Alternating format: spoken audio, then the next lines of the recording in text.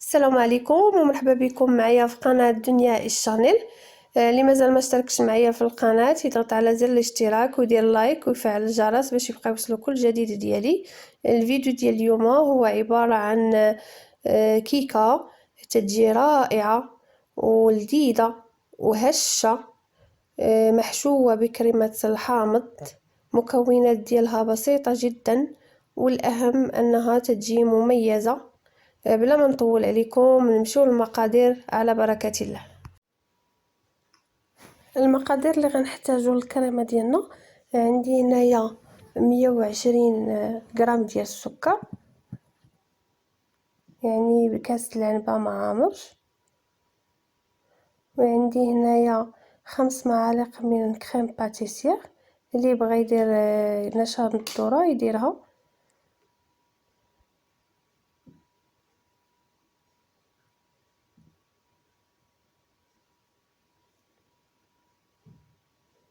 عندي نصف كاس ديال العصير الحامض. تنخلطوا الخليط جيدا باش ما يتكورش لينا النشا، ونبقاو نحركو مزيان حتى تنحسو بالحبيبات كاملين دابو ما بقاوش.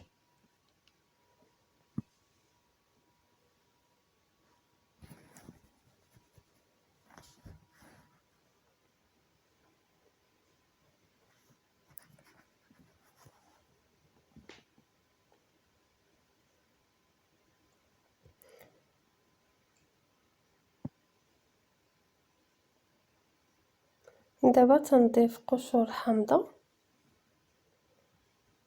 وغنحركو مزيان، وغنضيفو نصف لتر ديال الحليب. غنخلطو العناصر مزيان حتى يتخلط لنا الخليط، وما يبقاش يبان لينا ان كاينين حبيبات ولا مازال ما دابش لينا النشا ديالنا. وغنديروها على نار مهيله مع التحريك المستمر حتى تتعقد لنا الكريمه ديالنا.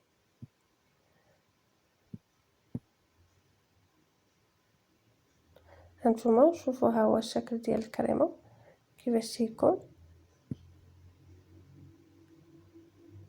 ودابا فاش وجدت لينا الكريمه ديالنا غنخويها في واحد الاناء باش نديروها تبرد.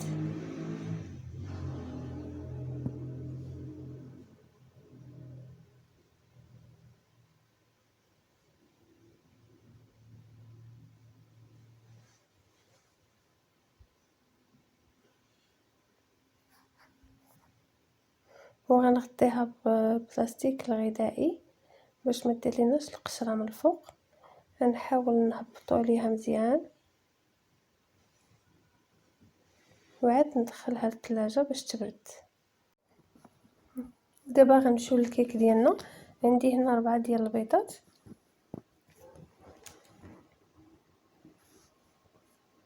خبيصه ديال الملح،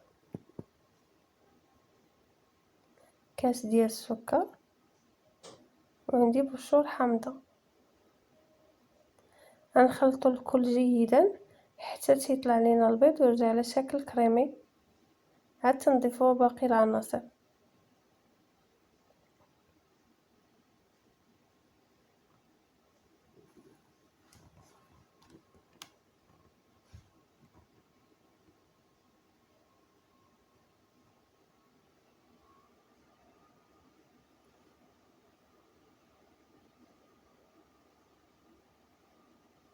دابا تنضيف كاس ديال الزيت وكاس ديال الحليب،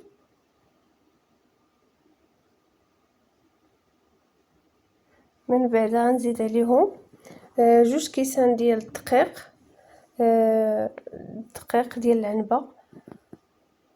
انا غربلت معاهم حتى 2 خمارات ديال الحلوى.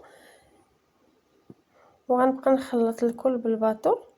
اللي بغى يستعمل الخلاط اليدوي يستعملو.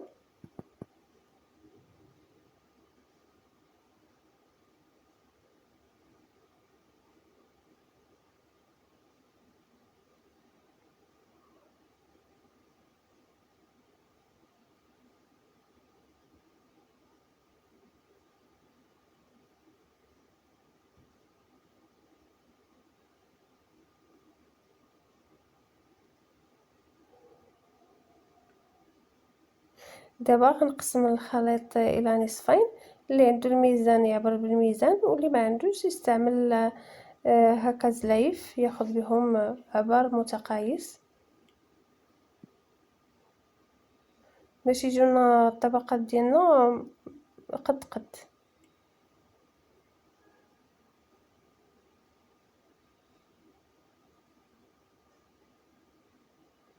دابا من بعد ما جبت المول ديالي ودرت ليه دهنته مزيان، خويت دابا فيه الزلافه الاولى وغندخلو على الفرن. كان عندي مسخر من قبل، نشعل عليه غير من التحت دغيا تيطيب لان طبقه رقيقه. من بعد ما طابت ليا الكيكه ديالنا، دابا غنحاول بحال اللي غنسوديها من الجناب، يعني غندير طبقه ديال العجين اللي كان باقي لي، غندير شويه من الجوانب باش ما تخرجناش الكريمه برا.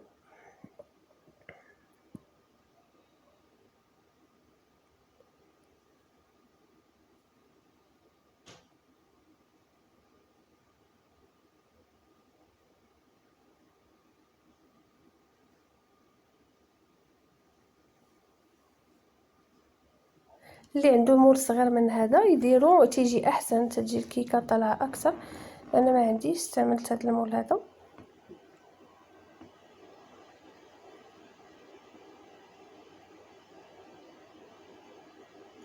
دابا غنحرك الكريمه ديالي باش تخفاف شي شويه، نحركها مزيان بالخلاط اليدوي، واللي بغى يستعمل الخلاط الكهربائي حتى هو يستعملو ماشي مشكل.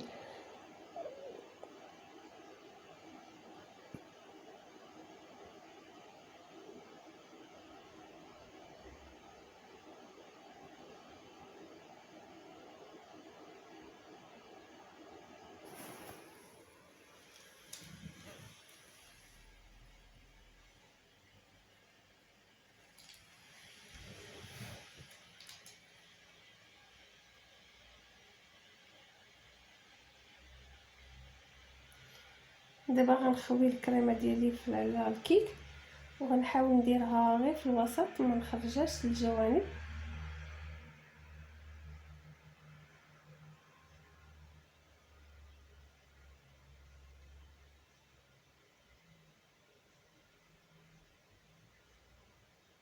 ونحاول نسرحها بطريقه مستويه.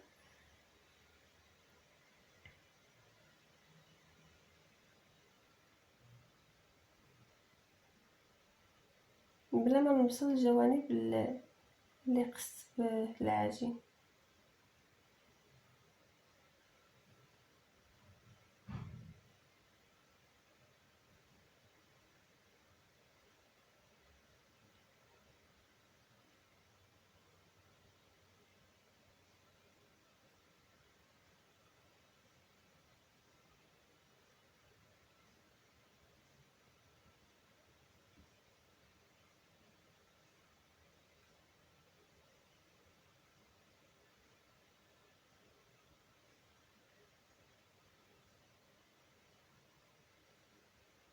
دابا غنخوي الخليط ديال الكيك،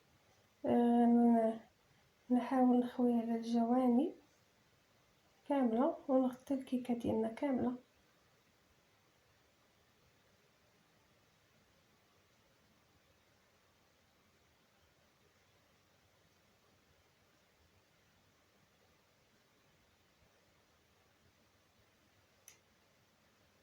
نحاول نسرحها بطريقه مستويه.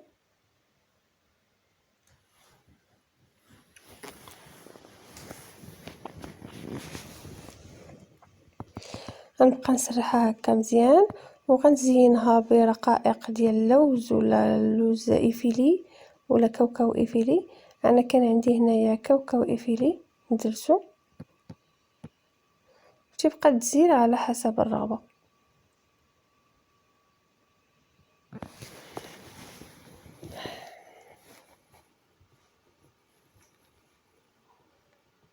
دابا غندخلها الفرن، راه مازال عندي سخون. من بعد ما وجدتنا الكيك ديالنا انا نحيدها من المول وغنخليها تبرد على درجة حرارة المطبخ وعاد نزينوها.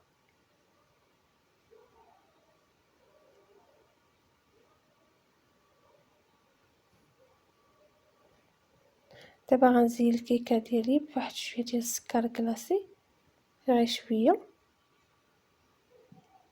صراحه هاد الكيكه تتجي رائعه، تتوجد دغيا.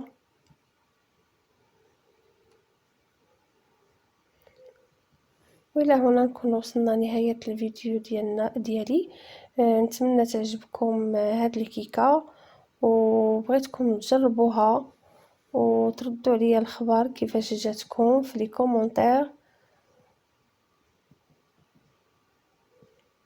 وبصحتكم وراحتكم.